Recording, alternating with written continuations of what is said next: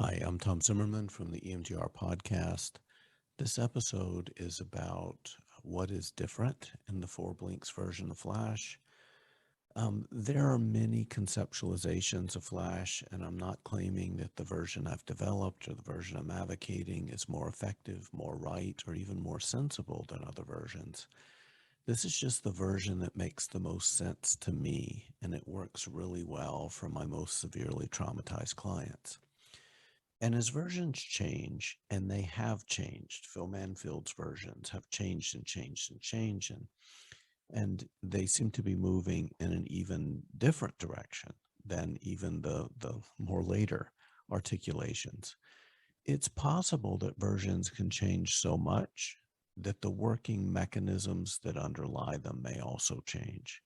It's possible that the active ingredients, if we change a therapy so much, the active ingredients that underlie it may also change.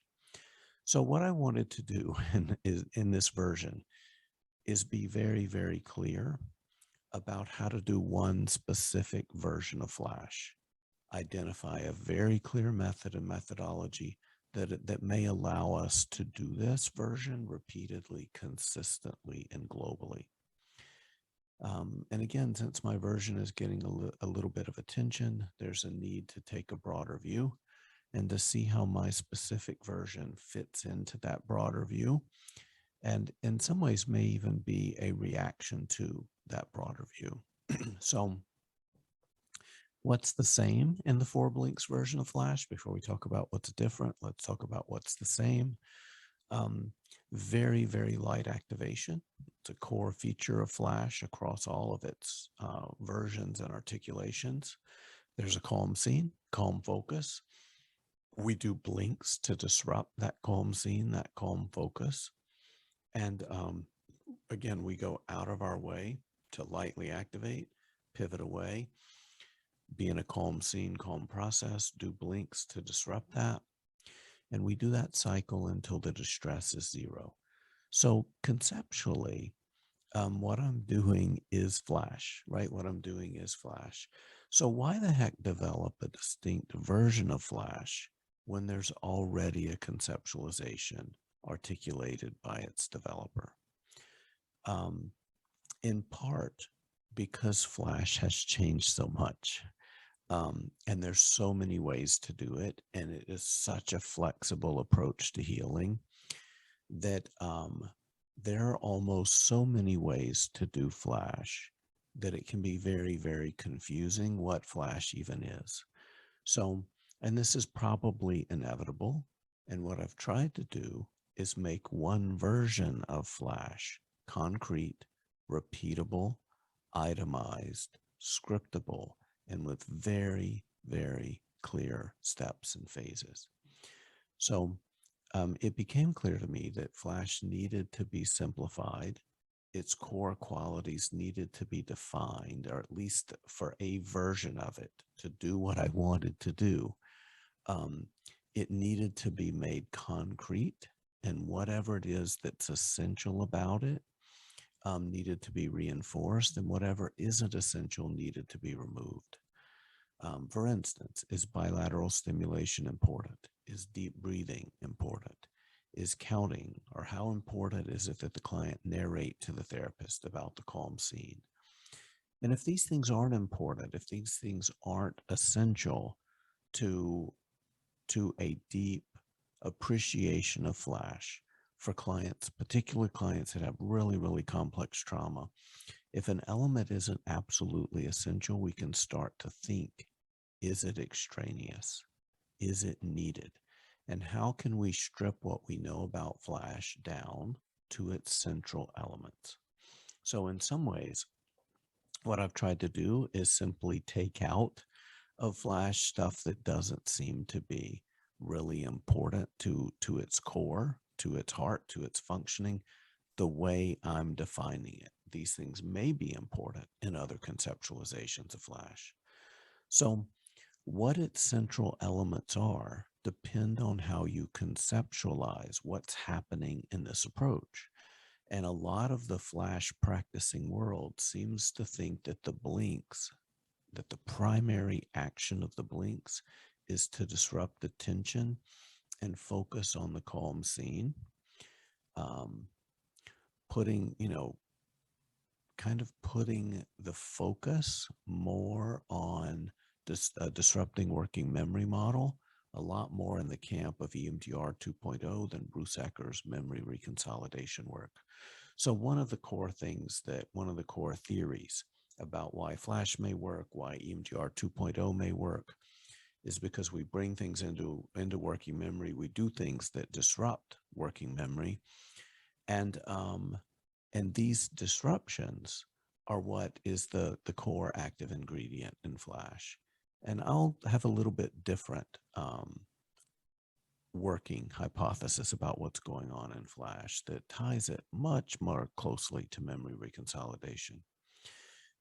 Part of the reason I also wanted to develop a discrete, concrete version of Flash is that its developer is going after a concept he calls subliminal activation, that from my perspective seems to uproot Flash from both its kind of grounding in memory reconsolidation and in a lot of ways uproots it from the disrupting working memory camps as well.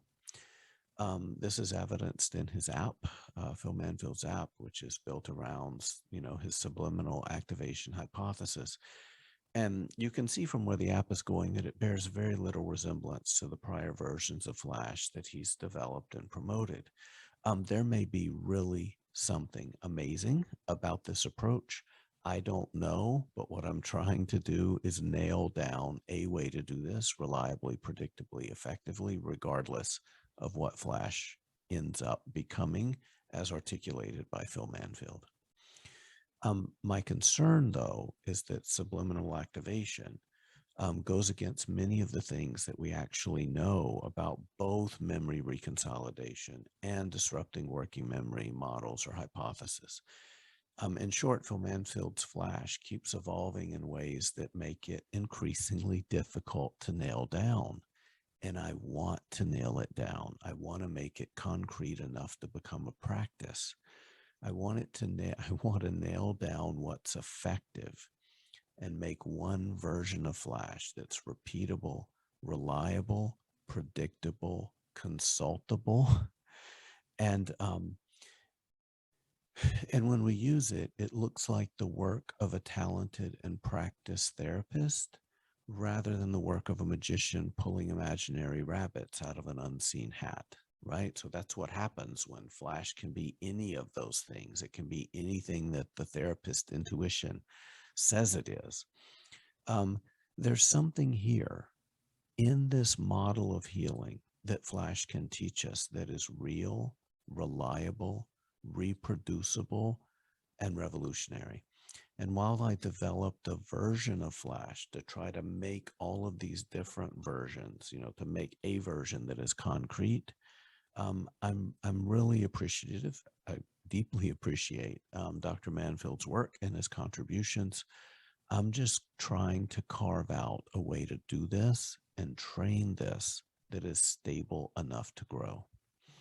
So, so part of what I've been saying is that how we conceptualize Flash matters because that's how it will be explained. That's how it will be justified when this therapy goes global.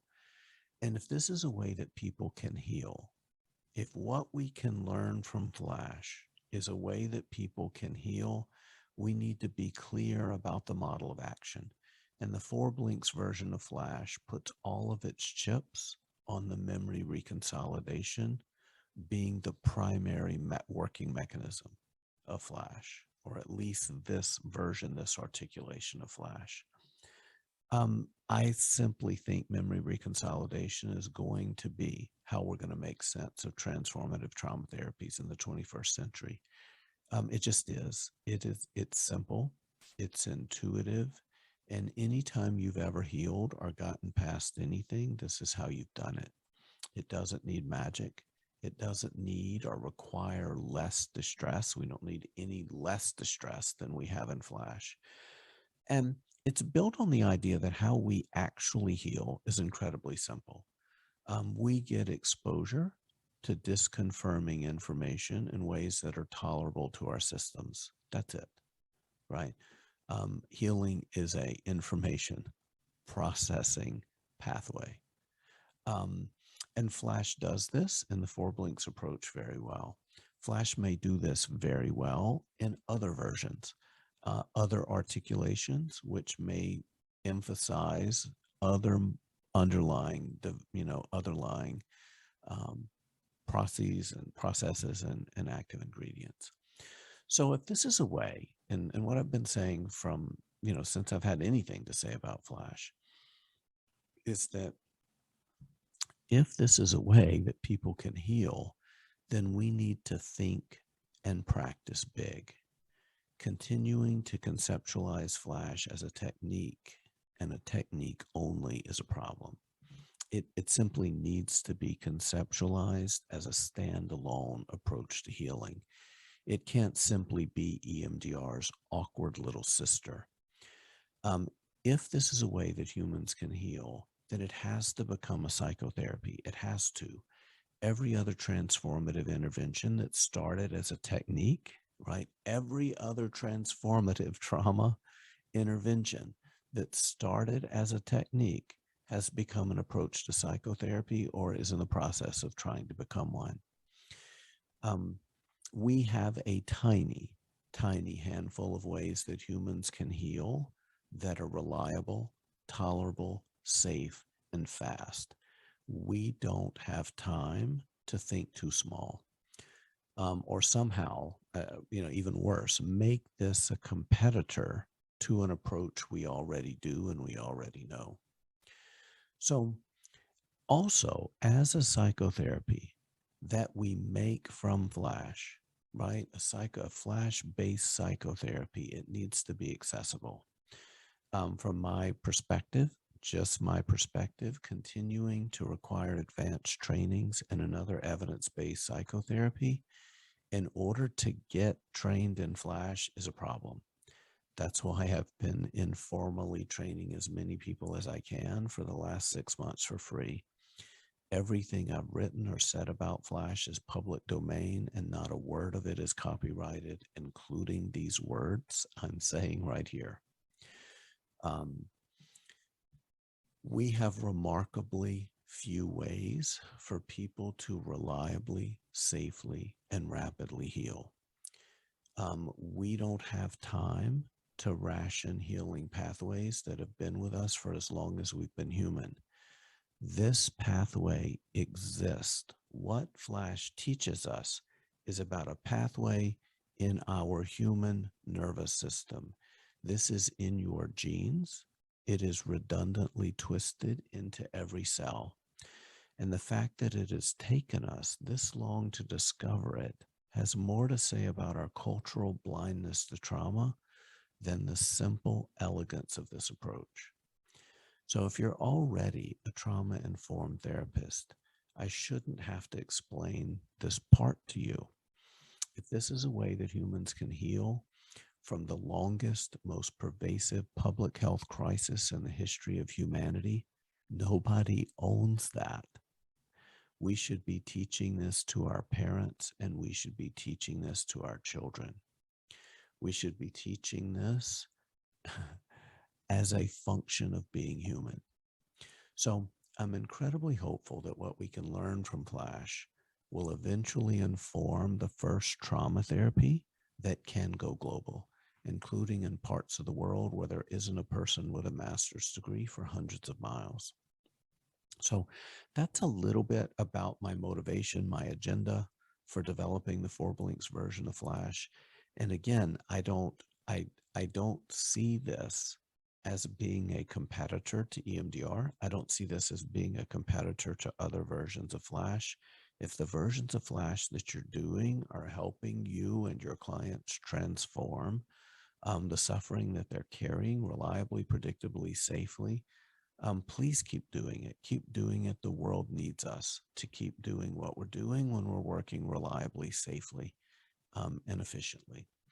So, what is different in the Four Blinks version of Flash?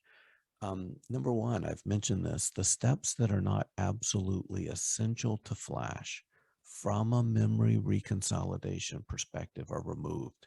So if there's an element that's in other versions of Flash that simply don't make sense from a memory reconsolidation perspective and memory reconsolidation research, I've taken them out.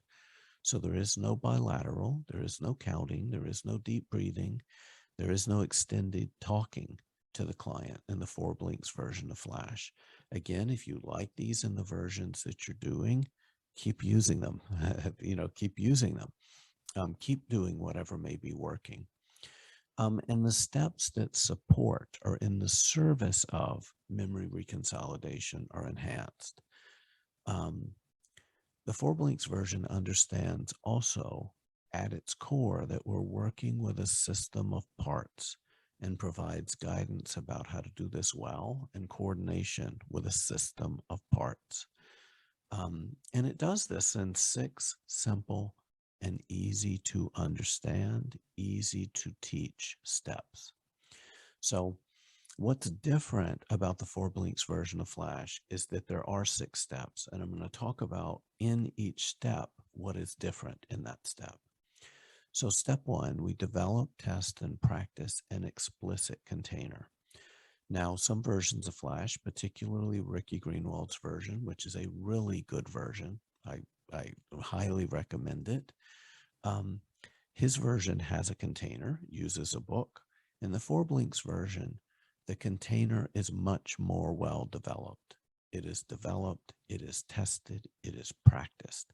And when clients struggle to visualize, we have helpful interventions to outsource the visualization of the container. So there's just a lot of support in the 4 blinks version of Flash when clients struggle with containering.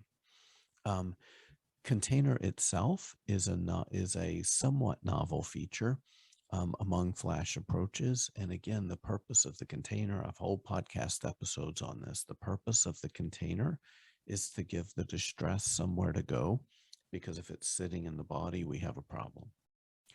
So step 2 is we develop and test the calm scene, calm focus, calm process, what Phil Manfield calls positive engaging focus.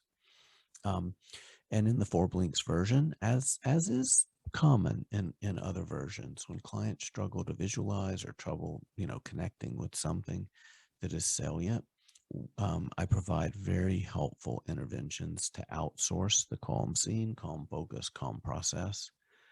Um, Step 3 is we identify a memory and immediately contain it. So in the 4 blinks version of Flash, there is discrete activation. We are identifying this memory. The activation is coming. Imagine it hitting, the activation's coming. It's going to hit like a catcher's mitt. And then that activation is going to go into our container. We're very careful also in the 4 blinks version, and this is different than in many other versions. We're careful about how and when we check the SUDs, since checking the SUDs requires that we handle more of the memory than is ideal in an approach where we're trying not to activate. Checking the SUDs in EMDR makes perfect sense because we're trying to activate the memory and we're trying to notice that activation. Checking the SUDs too early in Flash is a bad idea because we may be activating more than we're intending to. And to be honest, you don't need to know. Step 4, we engage the calm scene and go in and out of it through a series of guided blinks. This is in a lot of ways, and in virtually every conceptualization of Flash that I know, this is the active ingredient. This is what is really, really doing the work. And in the 4 blinks version of Flash, there are many, many options for this calm scene or process. And we do this in ways that are consistent with memory reconsolidation. So the blinks, what the purpose of the blinks is, the purpose is to produce a large number of disconfirming experiences, right? So from a memory reconsolidation perspective, we activate a memory, and then we have the client sit with disconfirming experiences. What the blinks do in this articulation of flash is do not somehow jumble up working memory. It actually provides an experience, experience, experience, experience, experience, experience. In each of those 6 experiences, which the blinks get you out of and you go back into, each of those 6 exposures to the calm scene are just a wall of disconfirming information that can help to process that slice of trauma that you've brought into working memory. Okay. So from the Four Blinks version of flash articulation, how it works is we activate a tiny piece of a memory. That activation gets immediately containered, and then we have disconfirming, disconfirming, disconfirming, disconfirming, disconfirming, disconfirming information. And that disconfirming information needs to be an experience. So if you're not having an experience in Flash, using this approach, the Four Blinks version of Flash is not working. It's important that the calm scene be an experience that in some ways challenges the expectation in the bad memory. Step 5, we lightly activate the memory and container that activation, right? So what we're doing, lightly activate container, calm scene blinks, lightly activate container, calm scene blinks. We're doing this over and over and over. And then we're going right back to step 4 into step 5, back to step 4 into step 5 until the distress is a 0. And in the Four Blinks version of Flash, there are concrete strategies to assess for and container or vacuum out bodily distress. There are concrete strategies to practice light activation when clients overactivate, right? There are ways to practice light activation because light activation is key. We need to rehearse light activation. The Four Blinks version of Flash walks you through how to do that. The Four Blinks version of Flash also shows you what you do if you open the door and you're intending to lightly activate, but yet you open the door and the memory pulls you in. So the Four Blinks version of Flash has built-in instructions for what to do when clients have flashbacks. Flashbacks are not catastrophes in trauma work. It's just something we need to deal with. The Four Blinks version being more of a complete approach to healing rather than a simple technique anticipates that intrusive symptoms may happen in any transformational psychotherapy. So we want to make sure that we're able to ground clients. So we do this step 4, step 5, step 4, step 5, until the client tells us, I'm having a hard time finding the distress when I open the door on that memory and close it. I'm just not sure where the distress is. Then in step 6, we walk through the memory and we pick up the debris. And this is very, very similar to Ricky Greenwald's version. What we do is now that we've opened the door to the room and we can't find the distress, we walk into the room, we look under the cushions, we look behind the couch, because we're not done until every part of that memory has been digested and metabolized. So in some ways, the Four Blinks version of Flash shrinks Flash from all of these possibilities, and it kind of puts a fence around it. It kind of defines one specific way to do it so that we can understand how to do that version well, how to train that version well, which can allow us to be able to give clear guidance when something goes sideways when we're doing that version well.